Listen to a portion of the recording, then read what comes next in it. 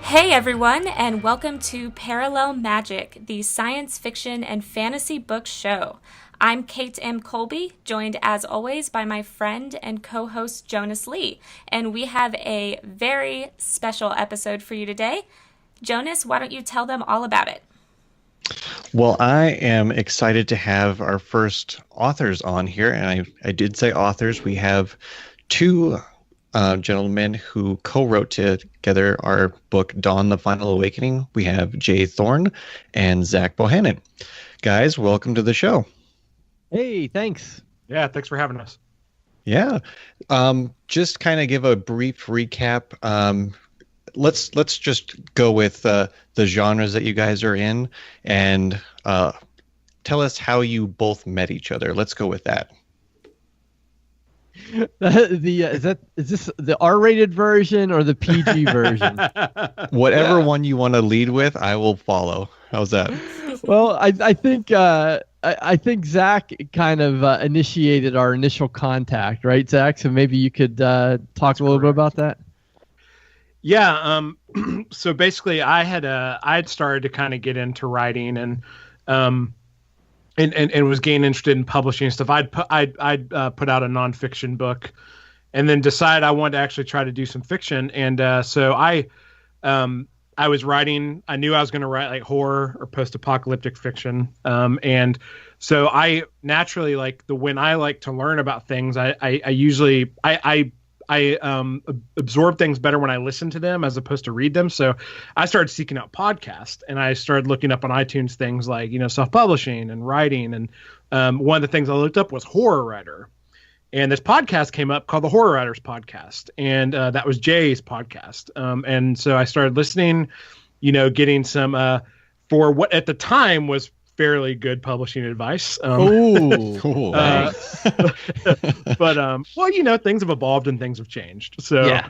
And you've evolved and changed. So, and just became a fan. I started reading his stuff, became a fan of some of his books and stuff. And when I kind of got near the point where I was when I got done with my first draft and kind of done a little bit of revisions, I reached out to him for some further advice, and things just kind of snowballed from there. We figured out that we had a lot in common. We both liked a lot of the same type of music. We were in the same types of books and movies.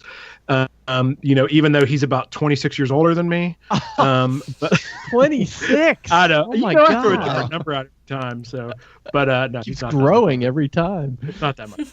But so yeah, and then our friendship just kind of blossomed from there to where we eventually started. I actually started doing the Horror Hours podcast with him, and then we started eventually writing together. But there was a good, Jay, year and a half before that happened or something like that, you'd say? Yeah. It was this period of years that we it was kind a of while. got to know each other. Mm-hmm. A nice courtship. Yeah. Yeah. So So that's how we met. Nice. And I'm assuming that must be the PG-13. I'm really wondering what the R-rated one is now. I hope it doesn't involve Craigslist and. No, I was making a joke there. That's the only version. Yeah. Well, great. Well, like I said, I think Kate and I both kind of came across Jay and Zach actually through Pedal to the Metal, that podcast. Yes. Because I listened to Jay, and then Jay would always bring up Zach and kind of poke at him. I'm the ghost co-host who's The never ghost got co-host. actually there. So I'm a trope on that show. Yeah, you play a pivotal role, I would think. But Say, it's yeah, fair, that though. led us to. Yeah, it is fair. But I think that led us into this novel, just kind of one that kind of got us started, and we knew we wanted to do this at one point. And when you both agreed that you wanted to come on, it was like, yeah, let's do this. Let's slit it out and get it going. So we've both gone through Dawn, the Final Awakening. And before we start getting into questions, I'm just going to read a brief synopsis of the book that I pulled up on Goodreads. That way it can refresh your memory, refresh everybody's memory of what this book is about. And then we can kind of get into it from there. So let's start with, all right. When the blackout arrives, Dax Harper finds himself alone and fighting for survival on the chaotic streets of New Orleans.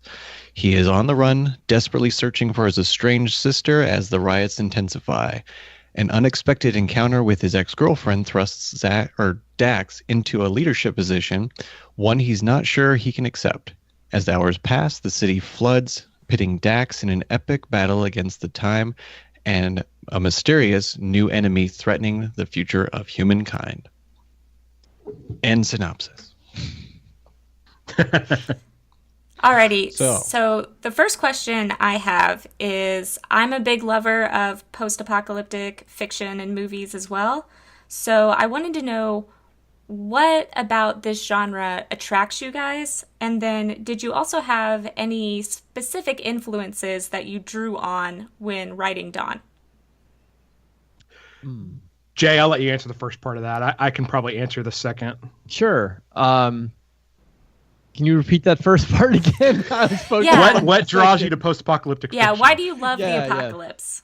I honestly don't know. It's something I've been interested in ever since I was a kid, and I'm 36 years older than Zach, and so I grew up as a Gen Xer in the 80s, and one of the things that in the 80s a lot was this constant threat of just annihilation. Like, it was the height of the Cold War, and we were in school doing like drills, and it was just a very unstable time. And I think I was drawn to these stories about what would happen if, like, all the sort of constrictions, all the laws, all the rules were removed, and we were kind of our existence was boiled down to this very basic lifestyle. Like, what would we do, and what would that be like? And I think that the fascination with that, and not from sort of a gory technical side, but more of just a curiosity, I think it's one of the reasons why shows like The Walking Dead and zombie stories and things are so popular. It's some of the creatures, but it's also this sort of romantic notion of like, what if you just do whatever you wanted, for better or worse. And I think that's what really has attracted me to the stories. And I've loved post-apoc and dystopian stories my entire life. And I think one of the things that often gets overlooked that I like to bring up, because, people say, wow, that's so dark. How can you just read that dark stuff all the time? But really good post-apoc and dystopian is hopeful. And usually, it's got a hopeful kind of ending or theme, and which is far less terrifying than the real world. So for me, that's why I'm really into it. Yeah, and for me, I mean, just it's a lot of the same. It's a lot of the same stuff. So it's just, for me, it kind of started with, funny enough, being from the South, being in the Bible Belt, a lot of people are really familiar with the Book of Revelation, and I found that fascinating. And it kind of, which, that's the original post-apocalyptic story. So, so for me, it kind of stemmed from there. And then I just really fell in love with the genre through different movies, books, and video games. Actually, is a really big thing for me. I'm a big fan of post-apocalyptic video games too. And to kind of move on to the second part of the question you guys had about what influenced this, I hope this isn't spoiler. Are we in spoilery zone at all, or like, because the influence? We can be. If you need to answer it, we'll just tack the disclaimer on. So yeah. So the main. This is kind of spoiler, I guess. Jay, you're not gonna be mad at me, are you? No, I think it's been out a year. I guess okay. I guess we can spoil now. So I mean, we mentioned in the synopsis there's like a supernatural threat or whatever, but one of the shows and books that I was really hot on at the time we came up with this idea was The Strain. And I thought the Strain was a really cool and unique take on vampires. And so I kind of wanted to implement that, but make it more post-apocalyptic, because that show and those books, they do get into very apocalyptic scenarios, but it kind of takes a while. And we wanted to bring that out right from the start. So we really wanted to try to implement that. That was one of our main influences. And when I originally kind of brought the idea to Jay to do a vampire post-apoc story. but and as far, I New Orleans was a no-brainer for the first, like, this was the first book that Jay and I worked on together. So we'd started and stopped on something before, and it never came off the ground, and we moved to this. And New Orleans is a city that both of us are very familiar with. He's been there several times. I used to live 2 hours from there, went down there once every couple of months. So like and New Orleans is a cool, dark city, and there's a lot of lore and stuff down there with voodoo and vampires and all this stuff. So that was a natural fit. And obviously we mentioned the flood and the synopsis, the city's flooding. I was living down near there during Katrina. Mm-hmm. So I wasn't in New Orleans, but I was in Mississippi.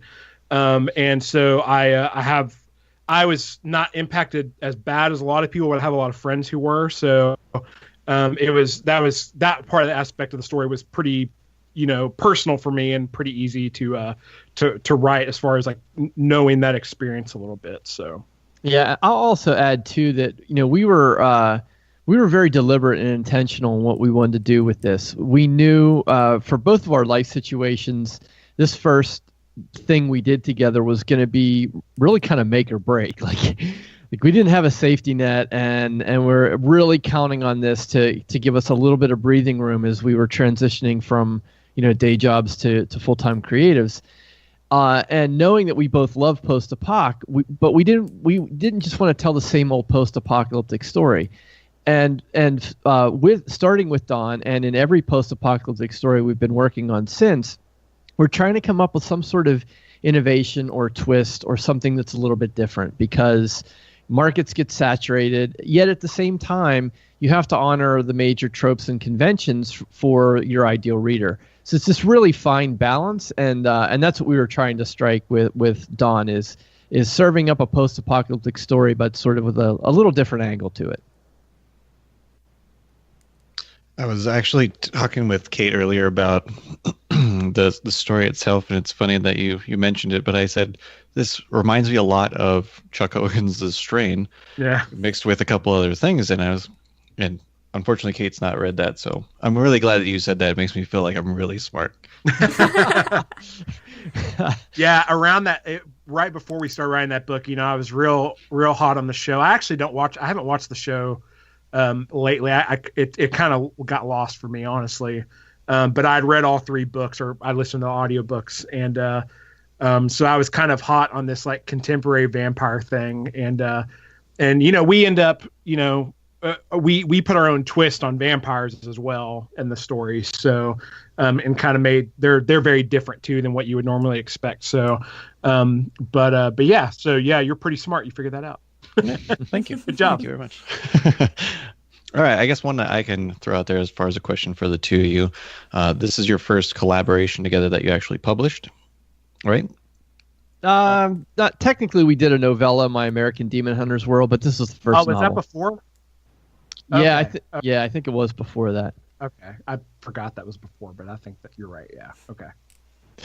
So with that in mind, do you guys find that working together has progressed? I mean, as far as like, how each other writes, do you take turns writing characters? Do you take chapters and just kind of tag out, or how do you come up with it? Well, I'm about sick of Zach, so it's there isn't going to be any more collaboration after. No, I'm kidding. I think you want me to just jump in here, Zach? Yeah, go for it. We. Every project we do, now that I think about it, we worked on Sacrifice with Lindsay and Joanna prior to Dawn as well. So I guess we technically had 2 projects we worked on together before Dawn. But our progress is always evolving, and we like to think improving. But we sort of have generally defined roles between the 2 of us that we feel plays to both of our strengths, and that's one of the key pieces of advice we give writers who are looking to collaborate is, find someone who has a complementary skill set to yours, both in craft, both in marketing, in many ways. And one of the things that we discovered pretty early on was Zach really loves the first drafting process. He loves to get in there and kind of get the words out fast and get them on the paper and not like slow down to do some research and check and stuff. And he does his own revision. He's good at it. He's got his own stuff, but like the revision part is more of a slog for him. And it's not as exciting. And I'm the opposite. So I have, I've written novels on my own and I can first draft, but for me, the first drafting feels sort of tedious and I would rather sort of come in and take that really raw clay and kind of mold it. So I love the revision process. And so generally speaking, that's sort of how we work is, Zach does the first drafting and then I do the revisions. Nice. So in thinking, like going back to the apocalypse here, which I'm just going to do because I love the end of the world so much. So do we. So much. One thing that I am curious about is, like, in every single chapter, Dax and Chloe and the rest of the gang come up against some kind of really tough obstacle. Someone's robbing them or attacking them. And, how do you, as writers, how do you come up with that and keep that fresh throughout the book? I think this is one for you to answer, Jay, since you're the story grid guy. Yeah. I was just going to say that's going to kind of head in story grid direction. Complications, yeah. Yeah, that's exactly what it is. So full disclaimer, I'm a story grid certified editor. I'm a huge boy and fan of Sean Coyne, who developed the story grid methodology. People can check it out. It's we don't need to get into it here, but the reason I mention that is because one of the primary foundations of storytelling in the story grid methodology is the 5 commandments. So you have the inciting incident, progressive complication, the crisis, climax, and resolution. And there's a lot on the story grid website. It's all free if people want to check it out. But what you're talking about, Kate, is sort of typically what is known as the soggy middle, or the middle build, the second act of a story, and that's typically where it's really challenging as an author to kind of keep momentum, to keep your challenges that you're throwing at your protagonist fresh. So what Zach and I do is we try and use this idea of a progressive complication, and it's just what it says. You have to progressively complicate the situation and raise the stakes each time. And so you have to really think about that. You have to think about because the middle build is 50% of your story. So what Dax faces in the beginning of the middle build towards the end of Act 1 isn't nearly as significant as it is at the end of Act 2 right before Act 3. And that's by design. So there's a few things you need to do. You have to gradually raise the stakes of each progressive complication. It has to get harder and harder and worse as it goes on until it hits the all is lost moment at the end of Act 2. The other challenge is that it's you really can't repeat progressive complications because then readers sort of get bored. So it really challenges you to be creative, to come up with these situations that you throw at your protagonist. But that's the whole point and the fun of storytelling. I wouldn't complain about that. Coming up with these things, that's the fun part. So I think that's it. You have to continually raise the stakes, and you have to do it in slightly different ways each time. And the other thing that goes into that, and this is again kind of diving in deep in story grid, but on a scene by scene basis, we make sure that every scene has what the story grid calls a polarity shift.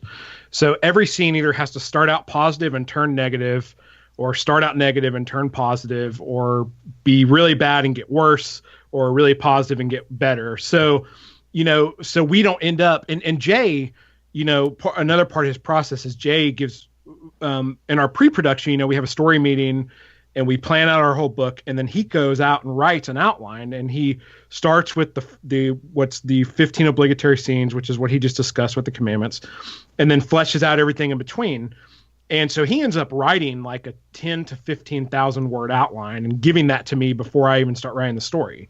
And so I know what every single chapter is going to be, and every single one of those chapters, like I said, has some kind of polarity shift. And the idea of that is if your scene doesn't have a polarity shift, then you're going to lose the reader. and that scene you just cut it, because you can't just have a couple characters there talking to each other but it not really leading to anything, which you see in a lot of books. And so that's a really big part too of like, keeping the stakes raised and like making sure you're wanting to turn those pages. So that's on a scene by scene basis. That's really important. Yeah. You have to turn the scene. Otherwise, from a reader perspective, nothing happens. And if you have a scene where nothing happens, you might get away with one of those in a book. But if a reader starts encountering multiple scenes where they feel like nothing is happening, they're going to bail on the book. And that's usually because there's no polarity shift or there's no turn in the scene. And we like to anchor it through the eyes of the protagonist. And you can look at a polarity shift from secondary characters from the view of the antagonist. But we try and keep it consistent throughout so that whatever the turn happens, it's through the eyes of the protagonist. And as Zach said, it has to start in one direction and end in another. Otherwise, it's really not even a scene if it doesn't do that. Yeah, and I think you guys do a really great job of that. Because when you're reading a book and you're just enjoying it as a reader, it's hard to know why it's working. But you guys, thinking back on it, really every scene builds. And, I just kept wanting to know what was going to happen next, because the characters were just getting beat down at every turn. And it was sad for them, but really satisfying too. So all that's intentional. Like we purposely wrote short chapters, 12 to 1,500 words, and to keep you to want turning pages and stuff. So that's good to hear that it worked. So.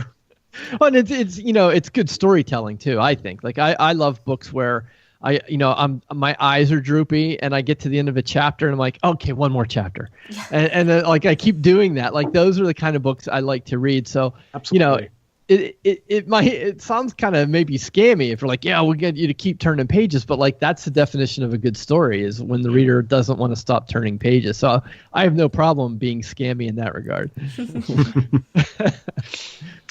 Well, I'll take this in a slightly different direction. I mean, it'll still be in the apocalyptic genre, but you guys mentioned that you both share music and movies that are similar. So, rapid firely, Jay first, and then we'll go to Zach. What's your favorite apocalyptic movie? What's your favorite horror movie?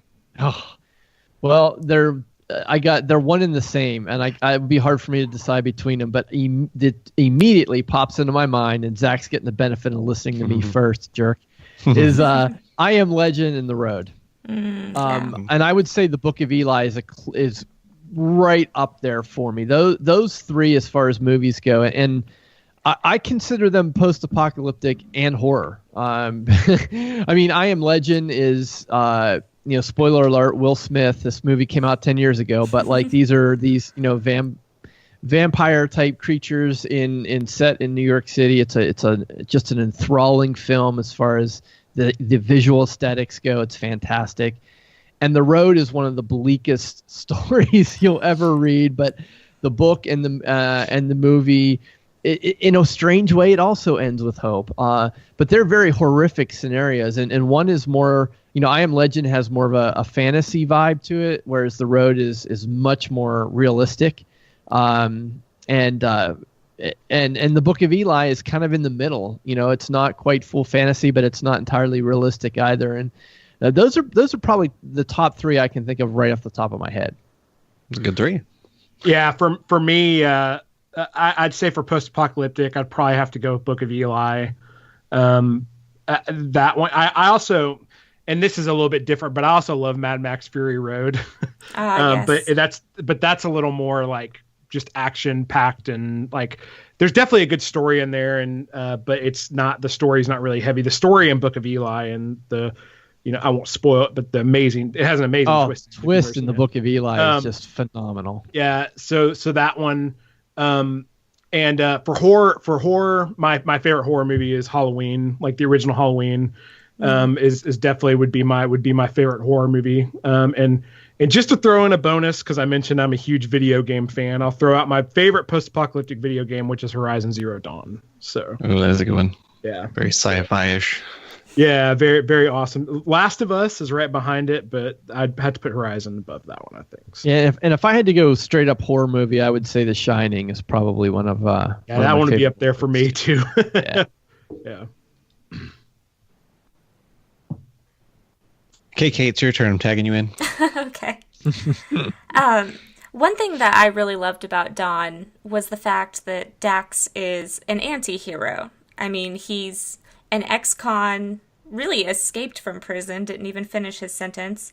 And, you know, on the surface, he's the type of guy that in an apocalypse scenario you would be scared of because he's a drug dealer and, you know, he's harmed people in the past. But yet here he's our protagonist and we get to see a side of him you wouldn't expect if you just looked at his rap sheet. So how is it, I guess, why did you guys choose to make Dax an anti-hero, and how is it for you to watch him develop over the story into someone the reader could really admire and respect? I have a more philosophical answer to that, but I think, Zach, you were kind of the one who came up with the idea with the Dax character. Am I remembering that correctly? I don't like. I know I came up with the name and just some some general things about him, but I don't remember if I'm the one who came with the prison part or not. Okay, well then I'll just jump in because I couldn't remember if it was you or me. That's okay. You can go ahead and answer. It's fine. Yeah, you know, I think, and I'll speak for myself, but I know Zach and I both kind of take this approach. You know, we're sort of both middle-aged white guys, and there's nothing wrong with that. It's just who we are.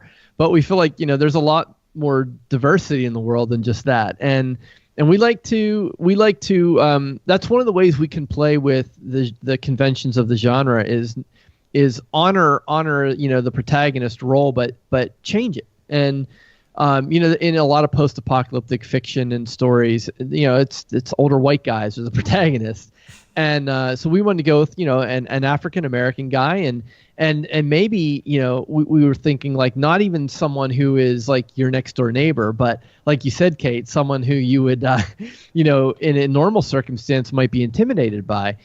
And I think what was really satisfying for me about writing and developing Dax is one of the themes that I know runs through a lot of my stuff is the idea of redemption. And it's something that comes up in my own life a lot, and I really identify with it when I see it in other works of art. So I think there was part of me that, looking back at it now, probably wanted to give Dax some redemption. And without spoiling, he does redeem himself in many ways. But you know, we're all flawed. We all make mistakes. We all do things that we regret or things that we wish we wouldn't have done. And some of us just happen to get in more dire, you know, consequences than others. So I love the idea of taking this guy, you know, a prisoner, an inmate, someone who's been incarcerated, and putting him on a path of redemption and having him sort of rise to the occasion. And that's really satisfying as a storyteller to be able to do that.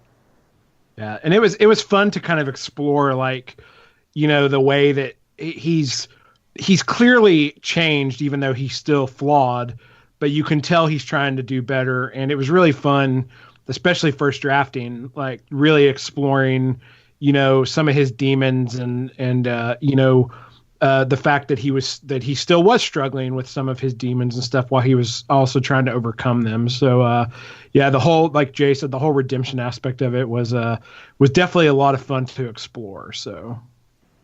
Nice. Yeah, I think you guys, again, without spoiling, did a really good job of redeeming Dax. And this kind of plays into another question I had, because after the blackout happens, there's very little time before people start looting and attacking other humans. And, I mean, New Orleans just kind of goes to hell in a handbasket pretty fast. And it paints kind of a negative view of human nature in a way. But yet at the same time, you do have these characters who are, you know, very good people and trying to help. So I guess you might have answered this a little bit with the redemption, but what are your guys' view of human nature? I mean, in the apocalypse, do you think we're all going to kill each other, or is there some hope for humanity? Oh, Well, I mean, for me, and I mean, I don't know if this directly answers your question, but I'll give Jay a second to really think about it. But like, again, like being down in that area, like, you know, a couple hours from there during Katrina, you know, it's yeah, obviously there were a lot of people trying to help each other and stuff, but there were also a lot of people who, like, I mean, you can go back and look at the videos. There's people that they're starting fires in the streets and they're breaking down doors and they're literally shooting at people from the roofs of their houses. Like, I mean, that stuff happened. And so maybe it wasn't in, like, I would say with Dawn, we just kind of took that and like, you know, turned it up for sure and made it a lot more aggressive. But, you know, unfortunately that stuff happens. And, you know, we explore racism in the story. And, you know, obviously that's a very hot topic in our country right now. And having lived in the South my whole life, I've seen a lot of it. So, you know, that was definitely something that I wasn't afraid to explore and be very blunt and honest with, of how this African-American guy would probably get treated down there. And, you know, if he, so in certain situations and stuff. So yeah, I don't know, human nature. It's that's kind of a hard question, because you know, sometimes it sucks, but then you also see the good in people in a lot of situations. So it's kind of a weird situation, I guess. I don't know, Jay. I don't know. Like, I don't know if anyone knows, honestly. Like, I think we all have theories about, and this is part of the allure of the genre, right? Is like, we all have these theories and they'll all make sense, and we can all cite evidence, both anecdotal and historical, that would support whatever position we believe, but we really don't know. I mean, you know, you look at something like Katrina or earthquake catastrophes or natural disasters, and you see people putting themselves in harm's way for others and risking their own life for others. And then you see like a professional sports team win a championship and people rioting, like burning cars in the streets.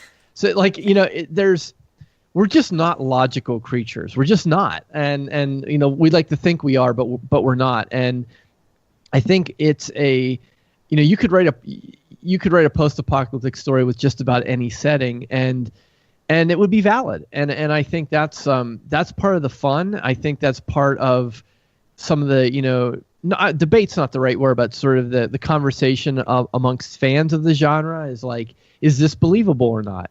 And you know, you will have some people who will say, absolutely, zombies are 100% believable, realistic, possible. There's this evidence. There's, you know, the snake and the serpent guy who went to Haiti, and like, you know, you can bank on all the scientific evidence, quote unquote evidence. And then other people who will say like, it's just ridiculous, like that could never happen. And who's right? Like, I don't know. You know, it's fun not to know. I think that's part of the draw. Pardon me. One of the things that I always reflect on when it comes down to post-apocalyptic is, I think of it as you take the social, economic, whatever structure of what we're living in today, and then you see how much you want to change it and how hard it is to ever think that you're ever going to change that in your entire lifetime. You probably won't see it. Your grandchildren probably won't see it. That type of trickle-down effect. And then for me, it's like, well, post-apocalyptic is a genre where you can actually get into, wipe the slate clean, and see what you can build from it again now. And it goes for, you know, the sci-fi post-apocalyptic, and it goes for the horror ones, like with Walking Dead and things like that, where you're just stripping away everything that everybody's comfortable with and seeing what happens now. That, like, if you want to rebuild, fine, rebuild. What are you going to do? And then that's like what you guys are both saying. You have these moments of great humanity and these moments of great tragedy where you can't believe people can be as bad as they are, and you can't believe people can find, you know, some sort of good in other people anymore. So I enjoy post-apocalyptic, probably not as much as Kate does, because I think I honestly tried to get through The Road, both the video and the book. And I think it was just so bleak for me that I wasn't able to, I couldn't feel it. I was like, I'm depressed now. I'm depressed and I'm going to go. I got to go pet a dog. You have to really like the genre to get through that book, because it's so bleak. It's dark. I got to the Yeah, I think I got to the point where the boy was finding somebody on the road, and after that, I just went, "Yep, I'm gonna go now. I'm just gonna go, just gonna go." Well, yeah, I think too, and our friends in the UK will probably say this isn't entirely true, and that's all right. That's probably valid, but I feel like as Americans in particular, this is part of who we are. It's part of our identity. I mean, we started over, like we hit that reset button. Our ancestors did, and in coming to North America, and whether you think what happened was right, wrong, or not, or none of us were around when it happened. None of us alive today are to blame for whatever happened. But the point is, we hit the reset button, and we came from at first Europe and then from other parts of the world and kind of started over. And then even once we got here, we hit the reset button again multiple times. We kept pushing west. This whole idea of manifest destiny, that's it. Like that is seeking out the frontier and going and taking your chances at the frontier. And that's just, that's the American spirit. That's the cowboy archetype. Like there's so much historical references that can be made. It's not surprising that you could layer a post-apocalyptic scenario over top of that cultural bias and get a rabid fan base around it. It's not surprising to me at all that Americans are like that. Do you think that Americans more than any other country kind of adopt it that way then? Like our blood type of thing? It's funny that Zach mentioned the Mad Max thing because Australians have sort of a similar origin story, and that, there seems to be a big post-apocalyptic fan base in Australia, and the Mad Max movies are so I think there is something to it, and maybe if you go far back enough in history, you could the Anglo-Saxon story might be also manifest destiny. I don't know. But I think for us, when you're only talking in terms of written history, our history is pretty recent. I mean, we're only talking a few hundred years ago. We were out on the frontier and pushing west. So I think it's very relevant for us, maybe more so than it is for Europeans.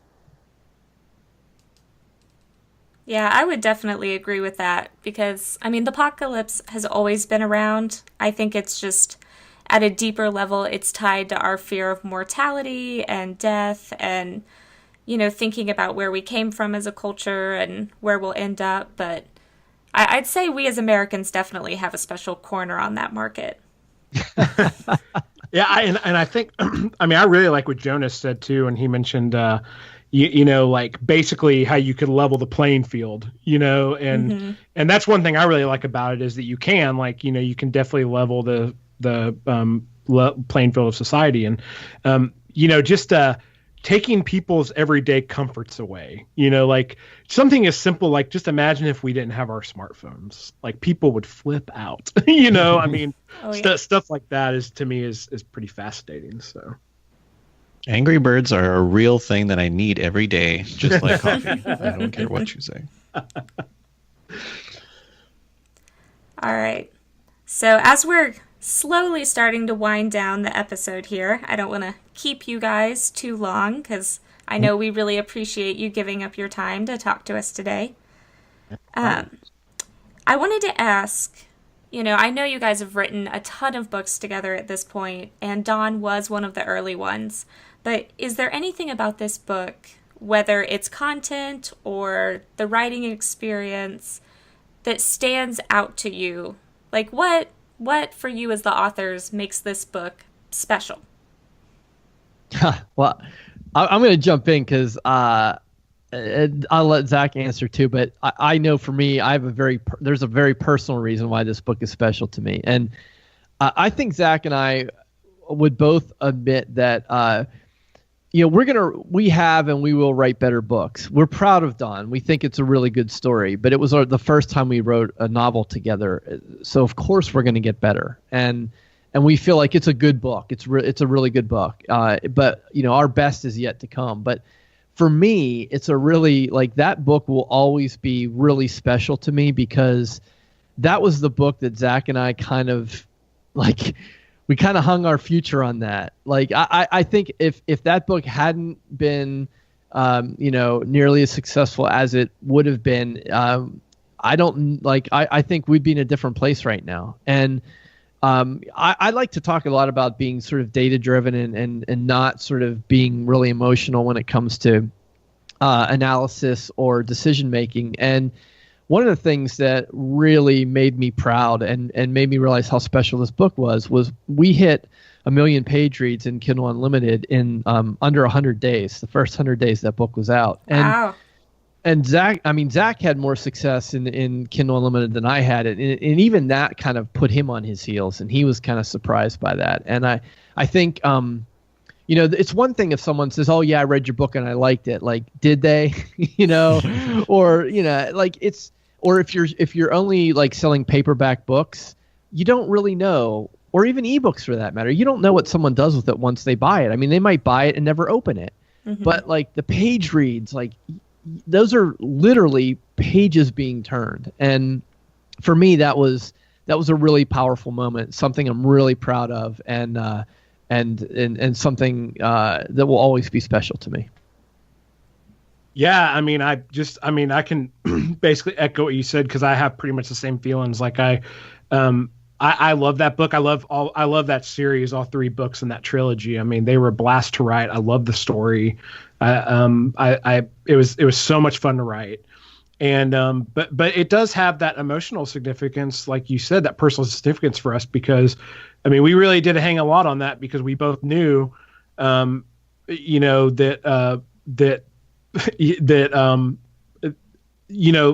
were going to be going full. I mean, by the time that book came out, I'd already quit my job. So, and I was already full time, and you were not too far behind me. So, it just being totally transparent, I'd been doing pretty good on my own with some stuff I'd done. And, at the time I was going full time, I started writing with somebody else, which is awesome. And it does take away, while Jay is doing part of the process I don't like, but he's also taking 50% of the royalties. So, I mean, like, just being totally transparent, that's a pretty big you're leap. taking 50% of the royalties. That is true, since you're publishing the books. I guess that is true. So, you're my boss. So since you send me a paycheck, so that is pretty significant, and just being transparent. That was something, it was kind of a hard decision, and, but that's not a hard decision anymore. We write really well together. We love it. And, we have Dawn to thank for that, for sure. That's a really heartwarming answer, you guys. I love that. Especially since Jay's like old enough to be Zach's grandpa. It's really sweet. Yeah, I'm 46 years older than Zach, so Jay is basically going to wither away and die tomorrow. That's what I'm getting at. Thanks, out of Jonas. all this. I mean, if it makes you feel any better, Jonas is like 13 years older than me or something like that. So yeah, we'll, 23. We'll give You it said that. 23, right? Yeah, pretty sure. 33. Yeah. I There just you go, keep aging Kate. Nice. rapidly, like Benjamin Button over here. I just hope when you do go, you have some kind of like thing that sets off that like emails me your KDP information so I can throw books. That's all I care about. So, Oh, thanks, Heartwarming. man. Thanks a so lot. then I can pay your wife your 15%. Well, one of the things I'll kind of trail off with too is kind of similar to Kate's, but it's more of a I guess critical one. Not I don't want to make it sound bad, but you mentioned that up to this point, I mean, they're the best is yet to come, right?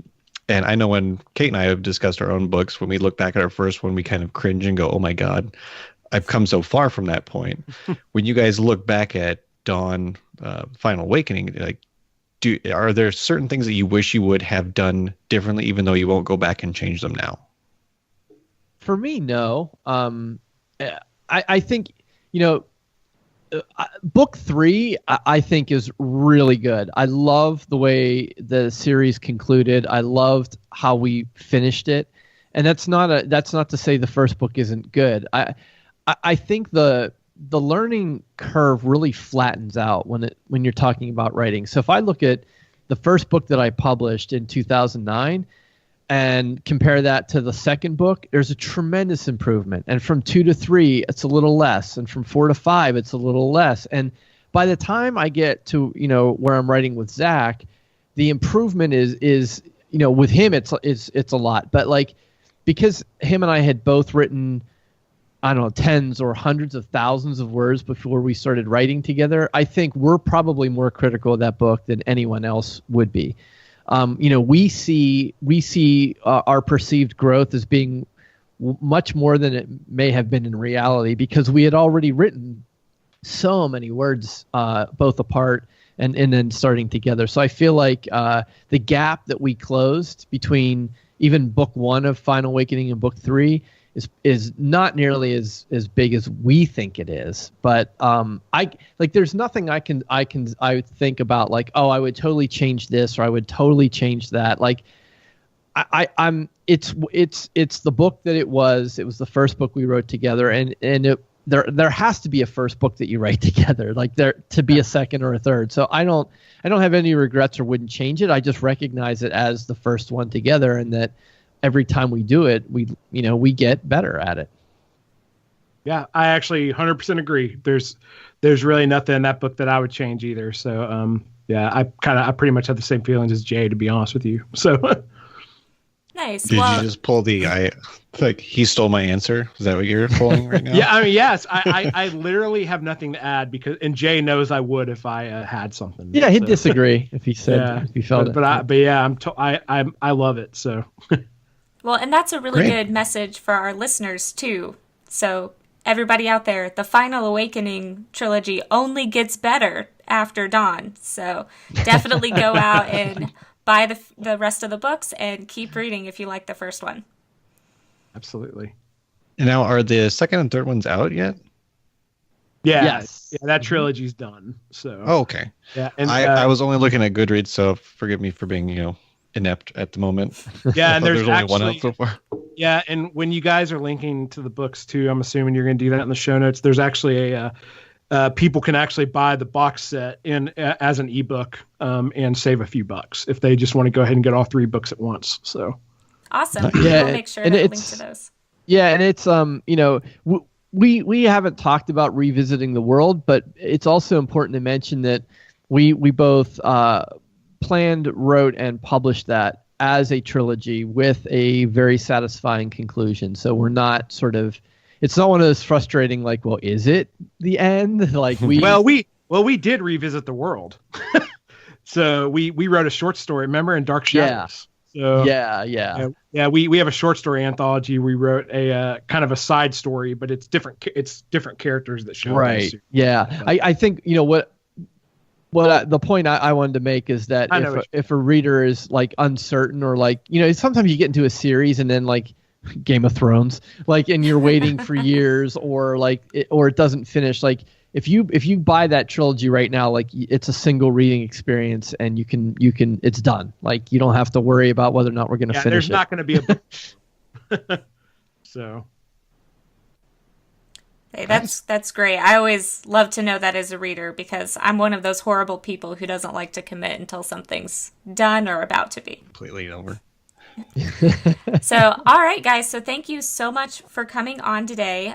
If our listeners do want to learn more about you and your books, where is the best place for them to seek you out? Probably our publishing company website is moltenuniversemedia.com. That's you can see all of our books that we've published together there, and links out and stuff like that. Or you can just go on Amazon and search. It's molten, like molten lava. Yes. moltenuniversemedia.com. moltenmediauniverse.com. What? Oh, now you're just confusing everybody. No, you're confusing everybody. Did I not say moltenuniversemedia.com?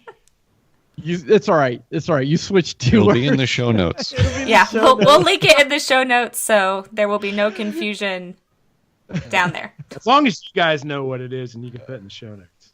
Yeah, we got your back. I have no idea what I just did, so it's all good, Zach.